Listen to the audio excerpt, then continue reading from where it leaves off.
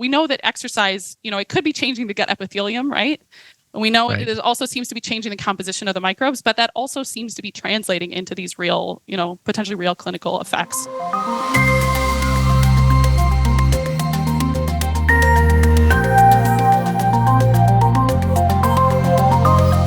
Hey everyone, today I had a great conversation with Dr. Lucy Mailing on the topic of exercise and how it modulates your gut microbiota.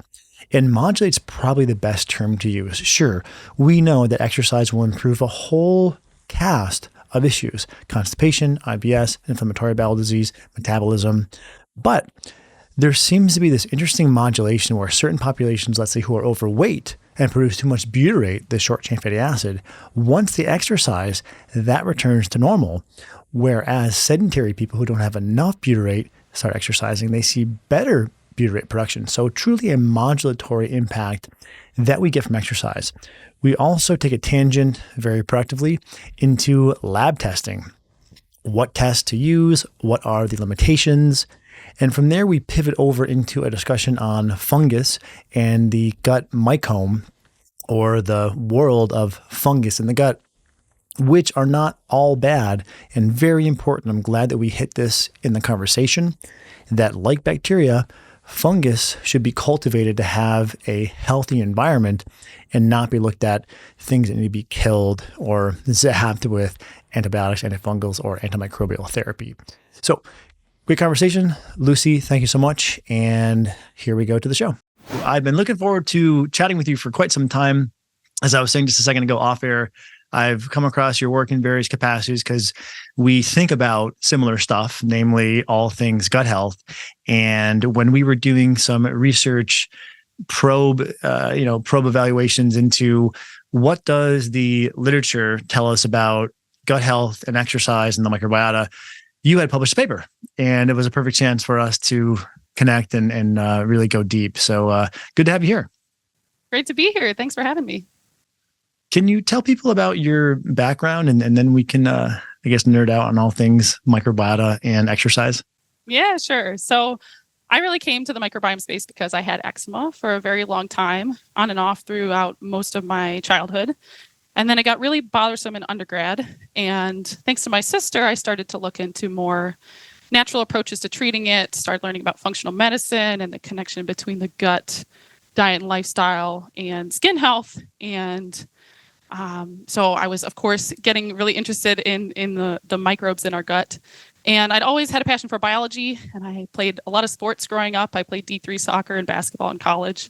And nice. So it was kind of this perfect merging of all of my interests to, when I went to grad school, find a lab that was studying kind of the intersection between exercise and the microbiome. And that was with Dr. Jeff Woods at the University of Illinois. So that's where I did my PhD research. And then since then, I've been really interested in more clinical questions about how we can use diet, lifestyle, integrative strategies to kind of treat gut conditions. So that's kind of where I've gone since then.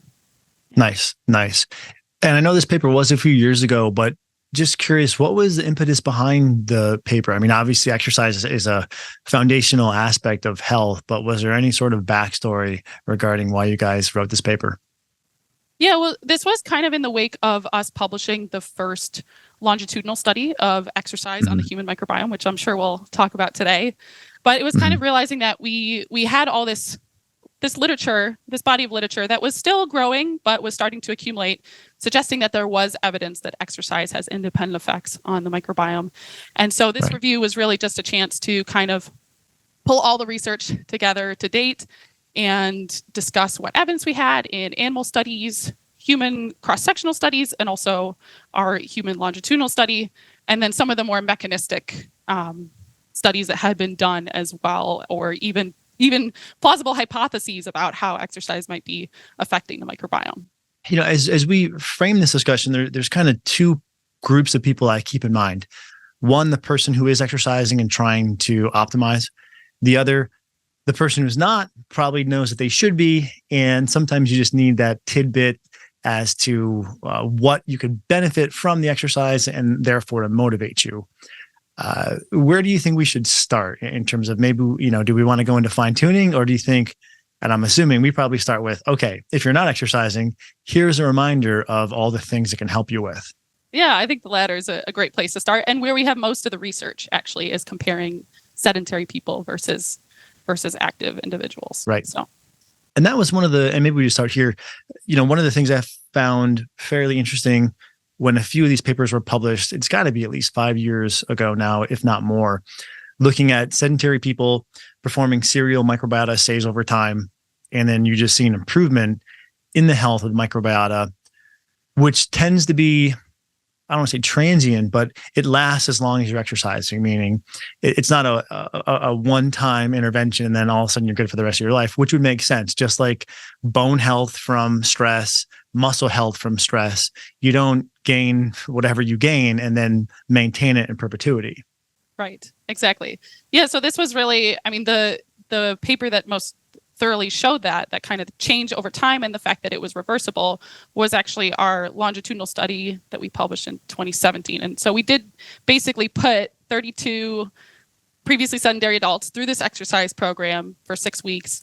And then we also follow them through a washout period, and some of them continued to exercise and some of them didn't. And so that allowed us to see that it was in fact these transient changes that occurred during exercise. And then, it was reversible in those that went back to their sedentary lifestyle. Right. So, something else that it's probably fairly obvious, but colorectal cancer risk reduction, inflammatory bowel disease risk reduction, IBS symptomatic improvement, constipation improvement. There's a few that were a little bit, I guess, counterintuitive, but upon further rumination, that made sense. This, I guess you could call it a corrective effect on butyrate, meaning people who were overweight had less butyrate production. People who were not, or people who were sedentary, not exercising, had an improved level of butyrate output. And this partially reconciles what I've loosely termed the butyrate paradox, which is if butyrate's so great for the gut, why do we see a overabundance of that in those who are overweight? It could be due to overeating, could be due to other factors, but it's just something that helped me to have a little bit of a bridle position on the short chain fatty acid butyrate, looking at that. But, that must have been a cool finding. And how do you think about that? Yeah, so we definitely saw differential changes in the lean and obese groups with exercise. So they changed in different directions. I do think we always have to be a little careful interpreting fecal short chain fatty acids, just because you don't know if it's reflecting true production or whether, it's just increased excretion, perhaps because they're not absorbing as well, because the obese gut is not as healthy. So perhaps it's not absorbing as much butyrate. I think it's still very nuanced. And I agree with you. There's probably some cases where butyrate, and short chain fatty acids might be overproduced in obese states as well. But yeah, overall, we saw the lean in particular, lean individuals saw a pretty significant increase in butyrate producers. So butyrate producing bacterial taxa, abundance in the gut, and also in fecal butyrate levels. So in that case, we definitely think that that's a real, increase mirrored across both of those parameters. Right. Now, maybe this sort of corrective effect, if you will, is due to impacts on motility, like you were alluding to a second ago. I'm assuming people who are overweight and sedentary aren't as motile as they could be. And we know exercise can help with motility. So maybe this is something that helps with this almost like an adaptogenic effect on short chain fatty acids. Yeah, it certainly could be. And motility is certainly one of the many mechanisms that we highlighted in the paper. There's about 10 or 12 that are possible, but that's certainly one of them is changes in motility. Something else that I thought was interesting, I was looking at the impact of exercise on gut barrier function. And, a lot of this is speculative, right? So we're going to, I think, give ourselves a license here to speculate a little bit. Yes. At the end of the day, we know exercise will help people. So it's not like we're speculating to do this experimental drug that has perhaps unknown harms. But it could be that exercise not only improves motility and circulation, but perhaps functions as a hermetic, maybe even heat stressor for the gut. And one of the things I was thinking about earlier today when I was reflecting on what we could discuss during this conversation was some other findings that have found that aerobic exercise, especially if it's longer duration, higher intensity aerobic exercise, tends to lead to more negative symptoms. So there could be this sort of sweet spot where some hormesis in the gut leads to a stronger, more resilient gut, one of the points you made in your paper. But if we kind of zoom out and look at that in the larger body of data, there might be a point at which you start to have harms. And I'm sure you probably see some people, maybe not unlike myself, who are a little bit type A and their IBS symptoms or whatever it may be, plus let's say insomnia or fatigue or fuzzy thinking, could be due to an overload of exercise. Yeah, how do you think about that? Definitely. You put that perfectly. It certainly is a U-shaped curve that's, exercising too little is definitely associated with poor gut health, poor, greater risk for all kinds of different diseases. But then, on the over-exercising or the, doing too much can certainly lead to increased GI symptoms as well, and potentially, too much stress on the gut. So there's definitely a really potent effect on the gut barrier specifically from prolonged aerobic exercise. And it does seem that, that causes acute gut permeability when you do intense exercise. And this is probably due to, increasing core temperature, your blood's pumping your muscles. And so it's diverted away from your gut. And so the combined kind of heat stress and ischemia and hypoxia can result in that acute gut permeability. It may not be problematic. And in fact, there is some evidence that trained individuals, so athletes, tend to have lower levels of endotoxemia. Lower markers of that. So it's quite possible that it is kind of this hormetic stressor to the gut barrier, even that when you do moderate amounts of aerobic exercise, it transiently causes a little bit of acute gut permeability, but perhaps it rebuilds the gut even stronger and sort of stimulates positive adaptation, much like it would in your muscles. Right. Yeah, that's a great point. And to bring in sort of endotoxins and leaky gut, I was reviewing another paper this morning. Again, this is speculation, but we're going to speculate a little bit here, that was finding that aerobic exercise is more likely to generate inflammation, whereas any form of exercise, including aerobic, seems to have a down regulatory effect on toll-like receptor 4, which is one of the main receptors for LPS.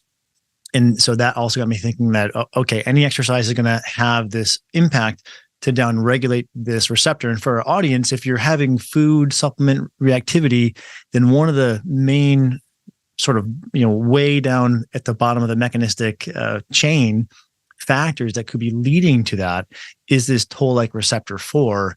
And in people who are more reactive, it seems to be more expressed. And in those who are less reactive, painting with a broad brush here, it seems to be less expressed. And so exercise seems to be able to modulate that, but perhaps the wrong load or too much of a certain type, namely high intensity aerobic, could lead to that, but with also the sort of net higher level of inflammation. Yeah. And so was that an acute inflammatory response or? Great question. I didn't probe deeply enough. I'm assuming that they're discussing the acute effects that are during the bout of exercise. Right. I'm not sure if there was any sort of wake, but I guess we could, again, speculate that if we know too high of a load of aerobic exercise that's high. And I would also argue, even if you're doing weights that are done fast pace, high intensity with little rest, like CrossFit, you're going to get to the same place. But because those correlate with a degree of overtraining and flaring of gut symptoms, there's probably a longer term, prolonged net inflammatory effect, I would assume. Definitely. I think overtraining can certainly, likely lead to those more negative aspects. What do you advise people on regarding overtraining? Is this something that are you seeing a population within those you work with who overtrain? And if so, do you have any pearls that our audience, maybe myself included, could use? Yeah, so I do work with some athletes who are experiencing GI symptoms, and typically it is people who are doing a really high training volume, and often people who aren't necessarily willing to reconsider that. So it's more thinking, certainly making considerations about how they might modify their training load if they can. But it's also, making other considerations for how they can support their gut. So we do know that, this acute gut permeability that occurs during exercise, that is actually blunted if you supplement with zinc, curcumin, glutamine, arginine, and fluids have all been shown to sort of dampen that acute response to exercise. So there have been studies to that effect, whereas wheat, lactose, casein, and carbohydrate gels have all been shown to exacerbate that acute permeability. So those are certainly things to consider, at least like within your training bout. And then we also sometimes consider there is actually a decent amount of evidence that suggests that low FODMAP diets can be helpful for reducing GI distress in elite athletes. Now, I don't really love having to restrict anyone's diet more than necessary. So usually what I do is instead talk to them about the timing of FODMAP consumption around their training. And often what I've found is that if they eat kind of lower FODMAP for their pre-workout meal, and try and eat that, 2 or 3 hours at least before their training or their performance, then they often experience less GI symptoms, but they can still consume those in their, post-workout meal after they've had that recovery period. And, core temp has come down, the blood's gone back to their gut, and they can often tolerate more. So that's another thing. And maybe something to tack onto that would be just looking at the supplements that you're using, because some exercise supplements can be pro-motility or laxative-like. Sure. If you're using molecular hydrogen, carnitine, just to name a couple, those can be problematic. Magnesium, maybe you're having a hard time sleeping, so you're taking magnesium, and to flag this, what can be happening is maybe you're overtraining. That's leading to too high of a cortisol response, so you can't sleep. So you double down on magnesium. So the next day you're noticing your bowels are loose, right? So this whole thinking sort of snowball on you. And part of this is I've noticed these same things wherein I've used molecular hydrogen before workouts. And I can't say I'm super impressed with the data there. There's a few interesting studies, so it's something that I tinker with. But it comes in the form, at least that I use, which is magnesium plus carnitine pre-workout plus magnesium before bed. And so sometimes, especially if it's looser bowels, you might just be using too many supplements that are, laxative in part in their mechanism. Sure. Yeah, that's definitely an important consideration too. And the FODMAP, I think, is smart to consider that. How do you think about, and I'm sure some athletes may just have a plan that they're unwilling to change. It depends on who you're working with. If they're a professional athlete and they're training for X event, then you kind of have to just do the training for the event. And that's where I think something like a low FODMAP diet has more utility if they know they're going to overreach pre-event. But are you advising people on reducing either the intensity, the number of sessions, the duration? Are you dialing any of those? Yeah, typically I would be, working with their performance coach if they're working with someone, and they might have a little bit more background on how to shape their training volume. My research was based on exercise and the microbiome, but I'm really a nutrition scientist by training, not an exercise physiologist. So I have a decent amount of sports background myself, but typically I would just be, advising them, hey, maybe work with your coach to see if you can modify your training volume and sure. I kind of work with the diet and gut support around that. Yeah. Fair enough. So I think we've hit a few checkpoints or check marks for people who are exercising. Hopefully we've done a decent job of outlining for people who are not exercising some of the benefits, but to open this door, maybe go through it a little deeper. Are there any really important facets of exercise as it pertains to microbiota or gut health that we haven't really hit yet to hopefully motivate the person who's kind of exercising but not really being consistent with it? Yeah, so we already mentioned that particularly in lean individuals, it does seem to increase butyrate levels. And there's also been other studies that have found that it has beneficial changes in obese individuals as well. We didn't see that much in our study, but larger, another study that's used metagenomics since I published that review paper found that it increased Akkermansia levels, which we know is beneficial for the mucus layer, gut barrier health, and also metabolic health.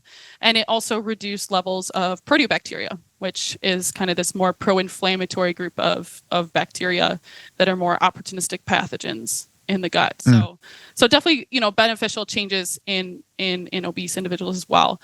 And we've also done, during my graduate research, I was also a part of a study in using animal models where we have germ-free mice that are basically raised without a microbiome, and then we can do microbiome transfers into those mice to see what effects it has on their physiology.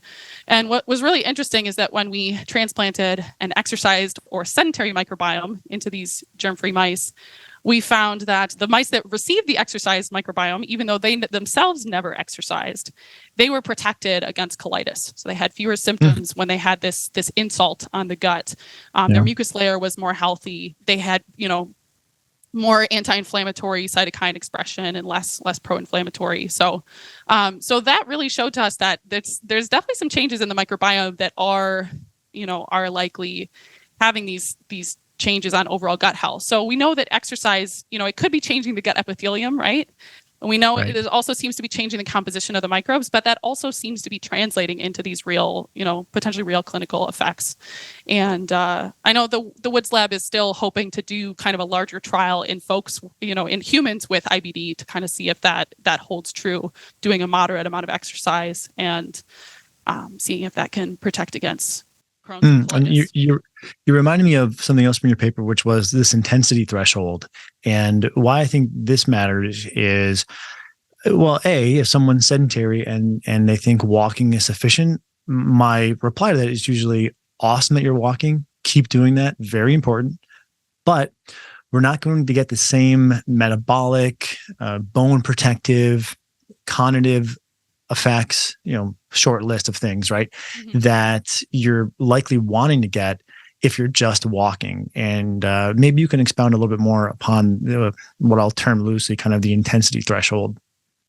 Yeah, so most of the studies to date have used, kind of a moderate intensity to try and see that we do get changes. So I don't know to date any studies that have actually looked at kind of lower pace walking and what effects that might have on the microbiome. We would expect it would be a lower effect since you're not getting, the diversion of blood flow. You're not necessarily getting as much rise in core temperature from the gut doing kind of lower intensity aerobic exercise. My guess is it's still beneficial, but it probably is there probably is a dose dependent effect.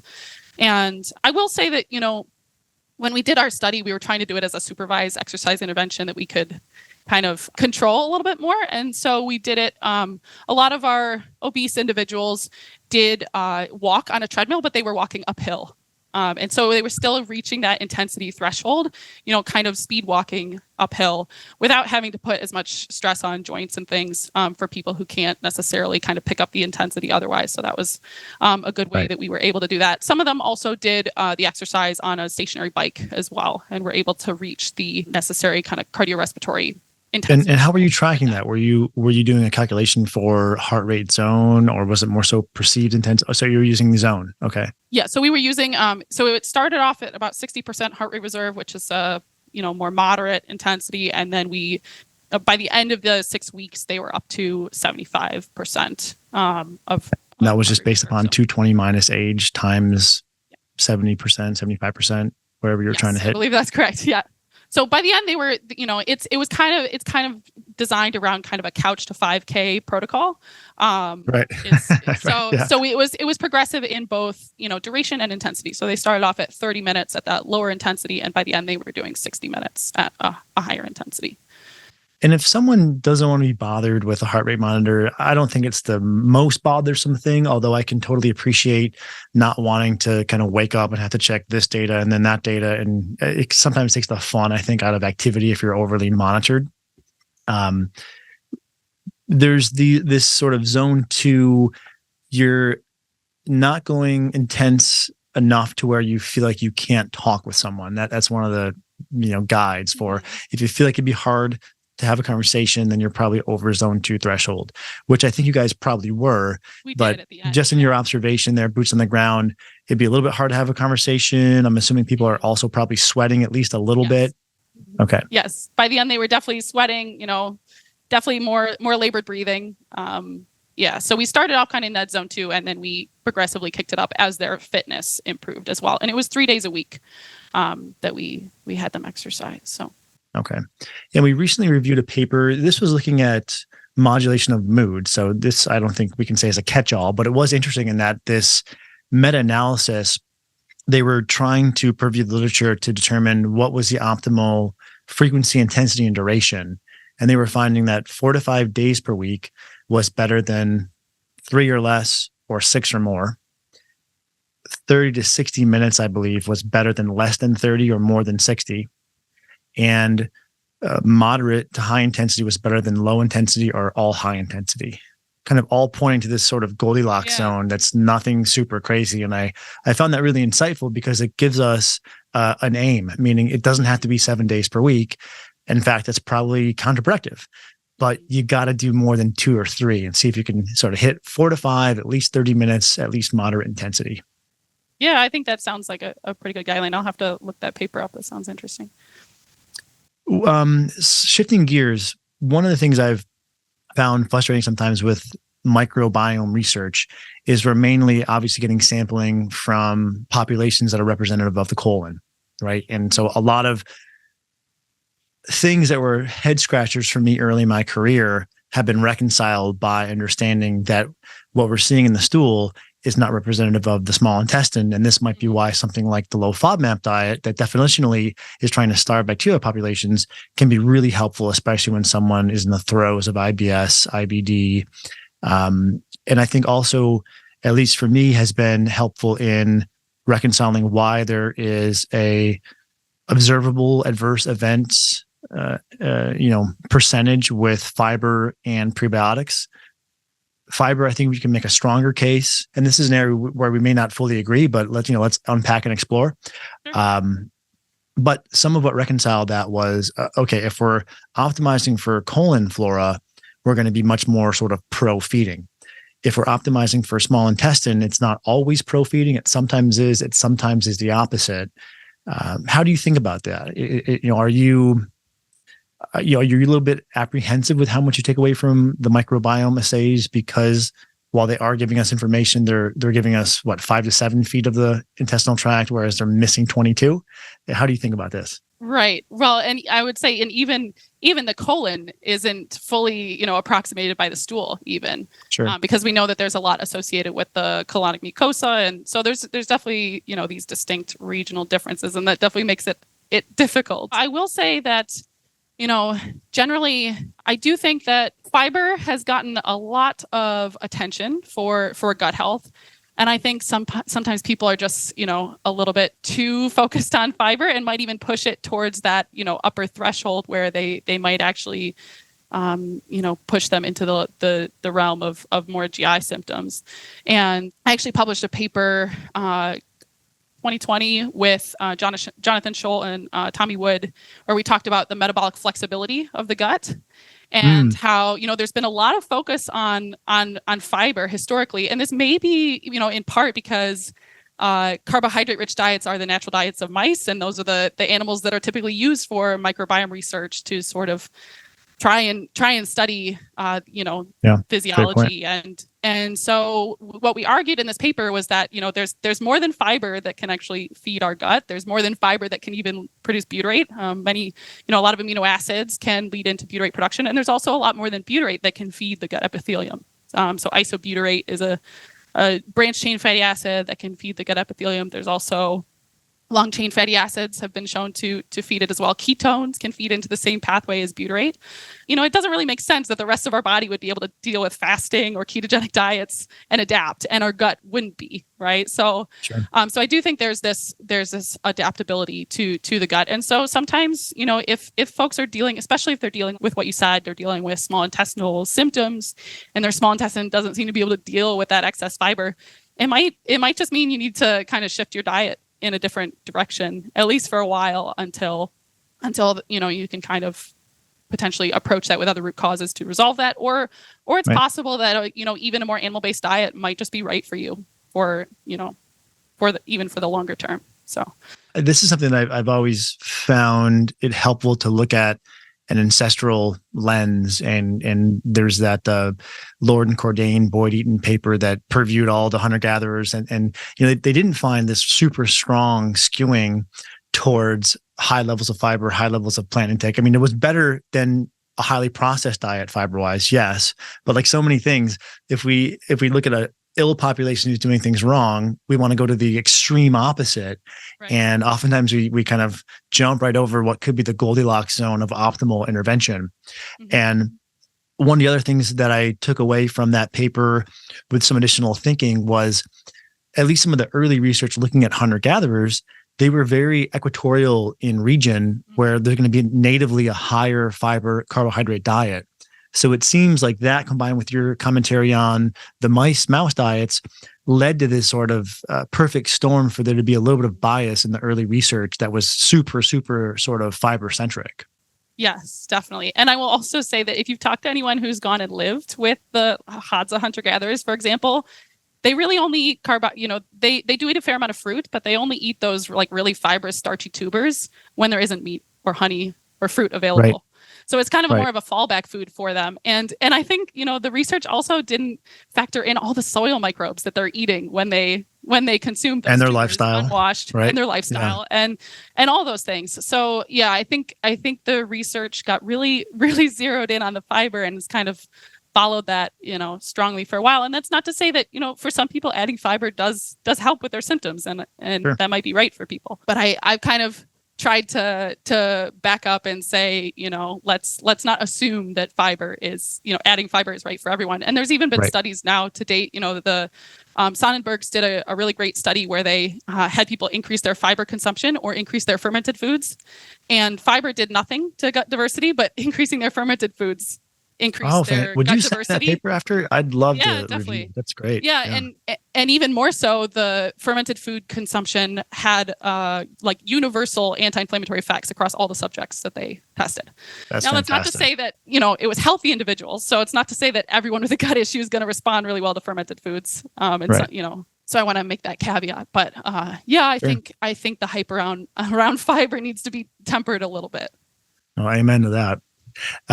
This also reminds me of another paper that it's a few years old now, but the design was fantastic. They took people who were eating a Mediterranean diet and they had them either go to a paleo diet, they continued the Mediterranean diet, and there was one third diet, maybe it was just ad libitum. But what was interesting is that they were no diet at baseline. Then they went either on, continued on their normal diet, they went to Mediterranean, or they went to a paleo-like diet. And they looked at them next, and their microbiota, how they changed next to two different groups of hunter-gatherers. I believe the Hadza were in there, and there was one other group, I'm not recalling the name. But so we have these two reference groups of hunter-gatherers. And then we have these Italians who are going from baseline diet either to Mediterranean or to paleo. And the group that went to paleo saw the signature of the microbiota get much more similar to those who are hunter-gatherers. And I found that interesting because, so, I mean, and again, I'm not going to tell someone who feels better on a Mediterranean diet, like, you got to do paleo, but I think gives us both pause to step back and say, okay, there's a range of diet, we could say, kind of more carnivore-ish on the one end, and then more plant-based Mediterranean on the other. And let's help guide the person to whichever one's going to feel best and work best for them. Definitely. And that's really where I've come out with, with a lot of my research since I published a lot of my early work. I've really come to this idea that, every microbiome is individual. And so it might need a different, it's going to respond differently to different interventions. And so it's been interesting, on that. I work with people who are kind of all across that scale from animal-based to plant-based.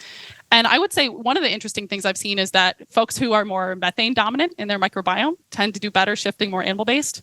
And folks that are more hydrogen sulfide dominant tend to do better going more plant-based. Makes complete sense. Yeah. Because the methanogens are going to slow down transit and extract more. So they're already they're already sort of adapted, I guess you could say, to more of a hunter-gatherer like diet. And some, depending on where the hunter-gatherers are, right? So some hunter-gatherer, modern day equatorial, are going to be higher fiber. But if we're talking about, if we broaden that out to the Cordain-Eaton paper, a lot of those more Northern European descent and similar latitudes are not going to have such a high intake of fiber and roughage. Right. So there's definitely a lot of variation across geography. And so it also makes sense that that we could potentially deal with a wider range of macronutrient balance as Right. well. And maybe shifting gears for a second, I know butyrate is something that you've written about, and I've been watching the literature on butyrate going back maybe 5 years. I said to myself, there's some evidence here, but I wasn't quite ready to jump on board. And over the past couple of years, there's been a few more clinical trials that I found compelling, and now I've been using butyrate for about 6 months in the clinic. And I try to use these things in what I feel is the most optimal point in kind of a stepwise interventional hierarchy. Mm-hmm. I wouldn't say if someone's eating a terrible diet and not sleeping, butyrate, right? It'd be, let's tweak your diet and let's get you sleeping better. And then maybe from there, probiotics, I think, is a good sort of first supplemental intervention. And then after that, that's when I'm a bit more open in terms of, do we want to use a fiber supplement? Do we want to use elemental dieting to reset? Do we want to use antimicrobial therapy? Do we want to use butyrate? So at this time point, I've been using it now for about 6 months. And the sense I'm getting is, sometimes it seems to help. Sometimes there's not much of a response. So I'm open. I think it probably need to be looking at it for another 6 months to have enough people reporting back to really get an accurate gauge. And this is all limited by just reflection bias, right? Because what I should be doing is kind of collecting all this data in some sort of sheet. And I do that tacitly, but it's not really like in a controlled setting. So it's just kind of clinical musings.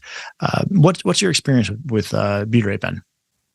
Yeah, so I would say I recommend butyrate fairly often. I'm definitely a fan of using butyrate forms that are more targeted to the colon, which is where it would naturally be produced. So I tend to recommend lower doses of more delayed release butyrate. And I would say, particularly in folks with IBD, I've seen a lot of benefits. Of course, like you said, I'm always, wanting people to address diet and lifestyle first.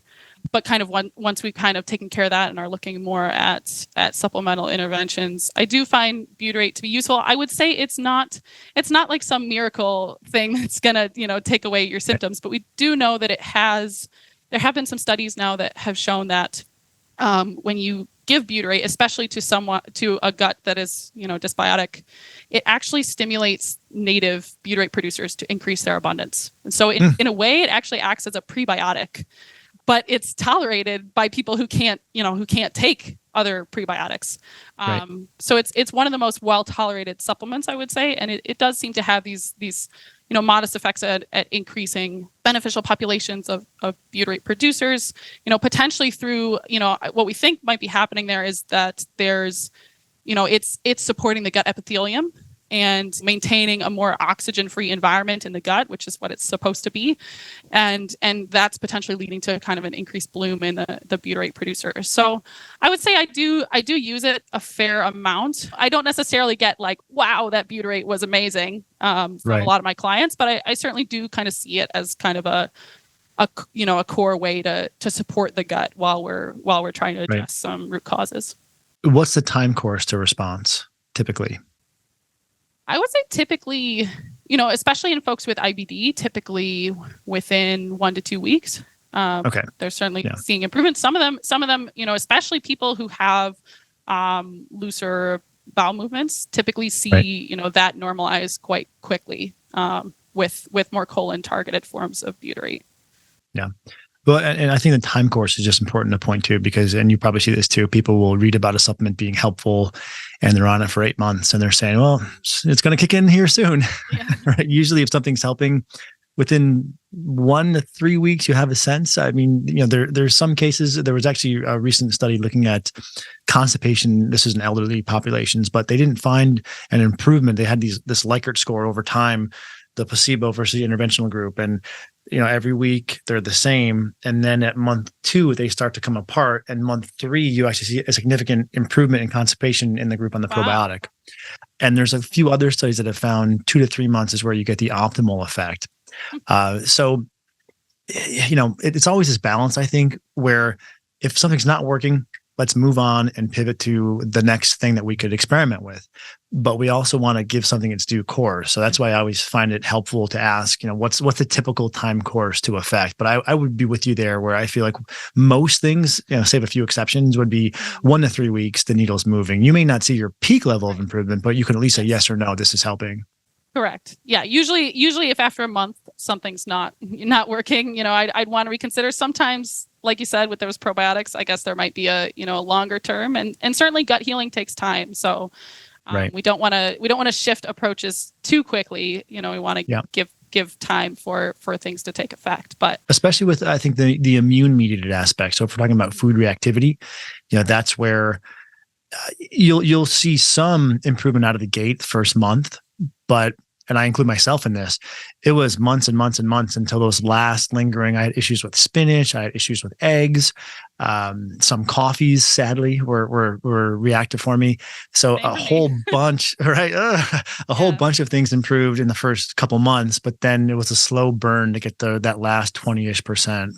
Yeah, exact same for me. I would say it was probably years before I've only recently been able to reintroduce eggs and dairy and, other things that I couldn't even dream of touching. Well, let me ask you this. How much stress were you under? Because I often wonder, in my case, going through schooling, internship, building a practice, the stress level was cranked up to 10. And I don't think that was doing me any favors. Yeah, I don't know that I would have described myself as stressed, but I was definitely like type A, go, go, go, never rest kind of personality. Yeah. And I've really worked on my emotional health and the last couple of years and slowed down. And I think that's helped tremendously. I can't tease out the effects totally because I also got pregnant and have been breastfeeding since then. And I think that also had some positive effects on my immune reactivity to certain foods potentially, but might also be that I'm just forced to slow down and be more present. Now, so. And to your point, I think it's helpful to delineate. There were definitely times when I felt stressed. I think owning and building a clinic, there's sometimes that things are just stressful, right? There's an issue with your landlord, or, there's a change in insurance policies, or someone quits on you. It's like, but those are more episodic. But I would say the stress of the total workload was really high. Yeah. I can resonate with that too. Yeah. Okay. I guess while I have you here, what else are you finding interesting in the realm of the gut health healing arsenal? Lately, I've been doing a really deep dive on the gut microbiome. So yeast, all the fungi, all the fungi and the role that they play in overall gut health. So that's been really interesting. I'll actually have a course that I'm releasing this summer that's like all the evidence that my research assistant could find on candida and gut fungi and things related to that. So that's been really interesting because I think it's a really, other than a lot of hype about, if you have yeast or candida overgrowth, there's not a lot of talk about the really important role that gut fungi play in kind of the overall microbiome. That's a great point, because oftentimes all these things are looked at adversarially. I've got too much bacteria. I've got fungus, right? And this is one of the things I always catch people in our clinic. They'll say, well, my SIBO flared. And I often interrupt and say, have you... I'm not seeing a SIBO test anywhere in your chart here from your history. Do you know you have SIBO? Well, no, but I'm pretty sure it's SIBO, right? And so everything kind of becomes an adversary. And I think from an emotional perspective, we should shift that. So I love that you're saying fungus isn't all bad. So for the people out there who think the fungus is the root of all your problems, I think we can look at this as more of a garden analogy in terms of we just got to improve the milieu health and not think about stuff that needs to be killed or zapped or weeded out with this sort of adversarial framing. Yes. I mean, these fungi play incredible roles in the gut. I mean, if anyone has ever seen Fantastic Fungi, you see the role that the microbiome plays in the forest. And, this is only kind of we're really just starting to characterize the microbiome more in the gut, but I think it likely plays a very similar role in our gut, in sort of kind of almost shaping and taming the whole ecosystem. So that's definitely something I've been really getting into. And we see that there is, just like there's bacterial dysbiosis in a lot of different disease states, there's also fungal dysbiosis and interplay between the two as well. So we had done a review on methods of fungal testing, this maybe 6 months ago, and I had been running candida antibodies, and some of the labs don't call it candida antibodies, it's candida immune complex, CIC, and looking for correlation between these findings and maybe stool findings and or specifically a certain short cast of symptoms like carbohydrate intolerance, to name a few others. I can't say that there's great data showing that these tests are accurate. There's not a ton of it. There's one pediatric paper that was interesting. Stool you could criticize, antibodies you could criticize. And okay, sometimes that's just where we are with our diagnostics. They're not super flushed out. Are you finding a certain marker or methodology is the best way to assess this? Yeah, so I would agree with you that the antibodies don't have a lot of evidence for them. What we're finding is that the only reliable marker of kind of invasive candidiasis is serum or urine D-arabinitol. So that's on the Genova organic acids test has urine D-arabinitol. So that is likely a real marker of candida overgrowth that has been validated in the literature. Stool testing is tricky. It seems like culture picks up some, but like bacteria, it doesn't pick up most of the, much of the diversity of the microbiome. And then metagenomics, which is great for bacterial sequencing, for stool, doesn't really pick up fungi because they're so low biomass. So it just they get lost in the weeds in most, commercial tests that are doing metagenomic sequencing. So actually the best to date is probably ITS sequencing, which is the equivalent of 16S for bacteria. So that seems to be the most accurate for fungal sequencing, but I haven't found a company that I'm thrilled with that is doing this commercially at the moment. So unfortunately, I love that you say that. Yeah, because I often have observed in our field, there's just a huge rush to any new test with very little circumspection by the clinicians to evaluate if the company is helpful. And I think part of this might just be as our field grows, I think most clinicians are assuming a lab, like it must be accurate, it must be good. And I think our generation of clinicians are having to take a step back and say, hang on a second, even though you bought me lunch at this weekend seminar, I need to check your references to make sure that you're actually validating that what you say you're testing is A, accurate, and or B, correlates pre-post with changes in symptoms, or C, tells me how to use certain tools any better. Right. And all of those are that's all really, really great points there. And it's a struggle because, we don't, when a new test comes on the market, what do we do other than try and, test it against another test that we have? We don't really necessarily even have a gold standard to compare to always, unless you're willing to launch a research study yourself, to compare these things. And I'd certainly love to do that someday, comparing stool tests. I've done a fair amount of split sample testing myself, and I have an article on my website that sort of runs through all the data I have on that to date. But what's tricky. What's your short take? Because I recently did this with two of the probably best functional stool tests, and they were wildly different. Candida on one, no candida on the other, but C. diff. I mean, the disparity was fairly remarkable. And this is actually something when I was doing more routine stool testing, I would do two on pretty much every individual. And I rarely noticed agreement, but I was so early in my career that I thought that was acceptable or normal or what have you. And only now with this sort of growing body of quarrels I have with labs, I'm realizing that this may just tell me that the testing outside of trying to identify a frank pathogen, well, even with that, I guess the C. diff, right, being potentially a frank pathogen, not for all people, but was inconsistent, and therefore just progressively I'm rethinking the utility of some of these tests. But yeah, very curious to hear what your observations have been. Yeah, so I would say primarily at the moment, I'm liking the Genova GI-FX and the Thorn test for metagenomic sequencing of the gut microbiome. So the Genova GI-FX has more clinical markers, and I found that fairly reproducible, whereas the Thorn test is more of a deep dive into the microbiome, and we can look for, different methanogens, hydrogen sulfide producers, potential bacterial pathogens, that sort of thing, with a little bit more of a higher resolution. So those are the two that I'm liking the most. I would say most other ones I've seen enough to know that I want to steer clear of them. So yeah.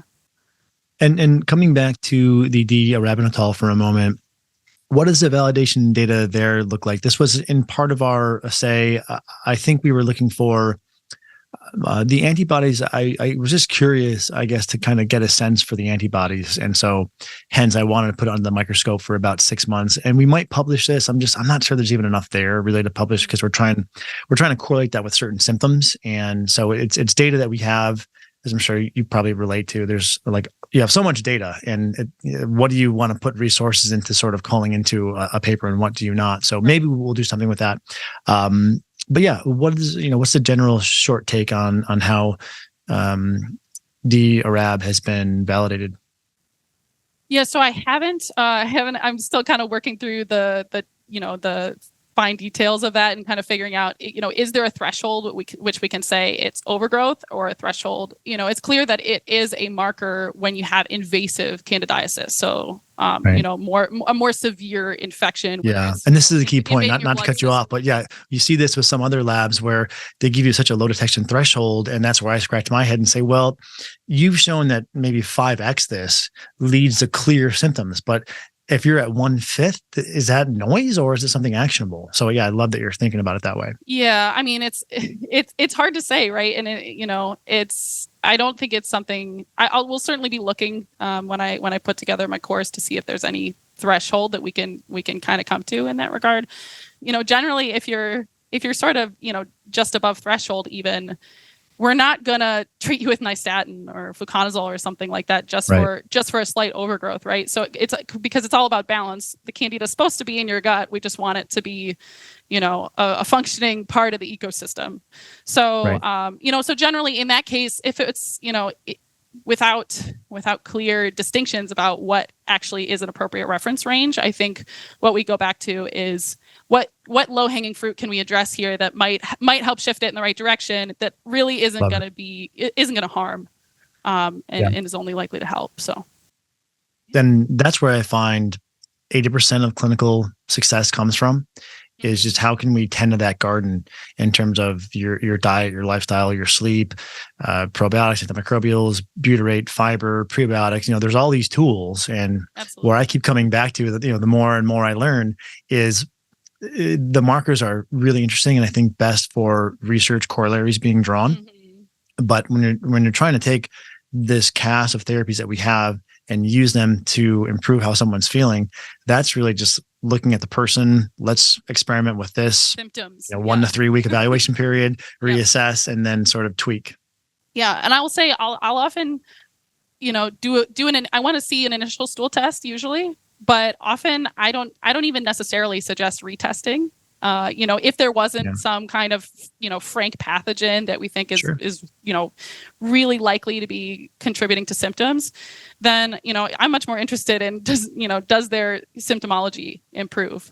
Because we know that there's going to be variability on these tests, and really we only want to use stool testing for kind of finding those big red flags. And not get too granular, on nitpicking little things that might be a normal part of the ecosystem. So. Yeah, and those big red flags, as someone who had a big red flag, right? I had amoeba histolytica, which for our audience, this will kill people in third world countries due to diarrheal dehydration. So it's a serious pathogen. I mean, it won't kill people in the US usually, but I mean, it's not an innocuous player. But after doing those tandem stool tests for 5 years plus, it was really rare I saw a pathogenic amoeba, a worm, or something like that. I mean, if you're loose with your definitions and you say blasto is a parasite, which I would strongly disagree with, or these other sort of commensals, which there's still some pockets of natural and integrative medicine that are very, in my opinion, irresponsibly labeling things that sound like parasites as parasites. Yes. And then people will say, well, my Endolax nana parasite. It's like, no, that's not a parasite. Blasto is not a parasite. So is that your same observation? Yeah, I've actually got another course coming out on blasto this year, and that's kind of the quick highlight is, in 99% of cases, probably commensal. Or, it's only become a problem. It's more of an opportunist, right? It's only become a problem because the rest of the gut is. If the cops aren't on the block, then blasto will run wild. But if you have a healthy community and you work to build that, then it'll be okay. Right. Yes. Exactly. Cool. Well, yeah, this has been great, Lucy. Anything else major that you want to flag before we wrap? No, I think this has been really great. Thanks for having me. Where can people track you down online or social media or wherever you want to point them? Yeah, best place is just my website, lucymailing.com. You can also, I'm also on Patreon. I do some bonus content there and some Q&As for people, and they can get discounts to my courses there. So that's a good place to find me too. I'm not very active on social media anymore. So yeah, everything's on my website. Awesome. Well, Lucy, great talk. Really appreciate it. And I'll talk to you soon, hopefully. Oh yeah, send me that paper. Reminder. I really want to see that paper. That's awesome in the fermented food. So reminder. Yes. Yeah, Will please. do. Awesome. Thanks, Thanks. Lucy.